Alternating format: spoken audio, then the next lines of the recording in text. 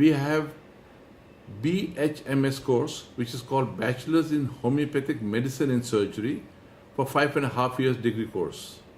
All these colleges are recognized by Government of India under the department called Ayush.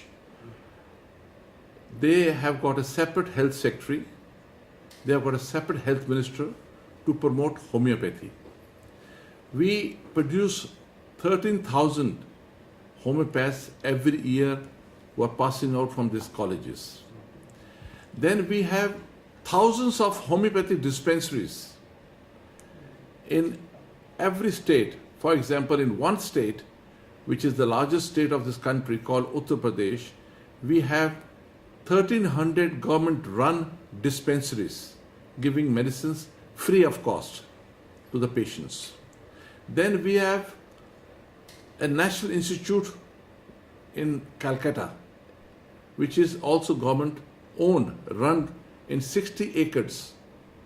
They see minimum 3,000 patients every day in Calcutta. Then now we have 3 years MD course in homeopathy. The latest is we have PhD in homeopathy.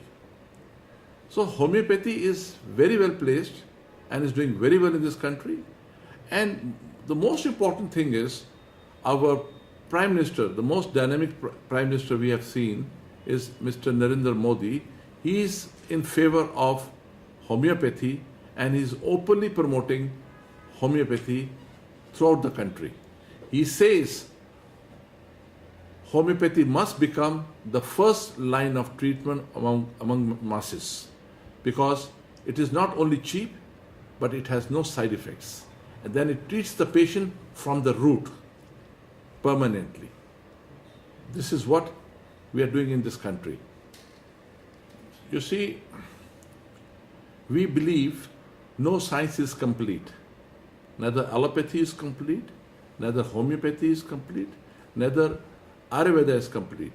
Every science has got scopes and limitations. So does homeopathy, so does allopathy. Homeopathy treats beautifully the chronic cases. All chronic cases are treated by homeopathy. And all acute emergency patients are treated with allopathy. So we have a beautiful harmony with allopathy doctors. Today, the leading allopathy doctors of the country, they are asking us to formulate a small course for homeopathy because they have done everything in allopathic medical colleges. If we can make one homeopathic course for them, so they can also practice homeopathy. That means even allopaths wants to learn homeopathy and practice homeopathy, like in Europe, in America, and in other countries. The annual growth of homeopathy in this country is about 30%.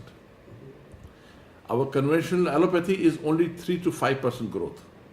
Look at the growth of homeopathy. All the manufacturers of this country are very busy. They have no time. They are manufacturing medicines, and today India is exporting medicines worldwide. As a homeopath, I have got 29 clinics running in this country. I've got 20 clinics running in Delhi and NCR. I feel homeopathy should become the first line of treatment, not because it is cheap, but it is very effective.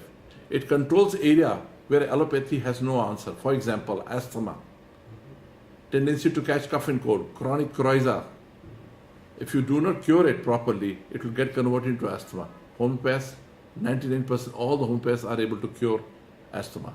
Then in skin disorders, allopathy has no limitation, and homeopaths are treating beautiful cases of eczema, psoriasis, dandruff, lichen planus. So again, the limitations of allopathy. And lastly, for stomach disorders, for gastritis, ulcerative colitis, Crohn's disease, and other peptic ulcers, homeopathy is the only solution. And lastly, again, arthritis group. When you have pain, here is called cervical spondylosis, slip disc, tennis elbow, golf elbow, and osteoarthritis, homeopathy is the solution. Along with homeopathy, if we can promote naturopathy, yoga, and physiotherapy, we can produce a healthy nation. And I'm very confident in the coming years, the 20 years, homeopathy is going to become the first line of treatment in this country.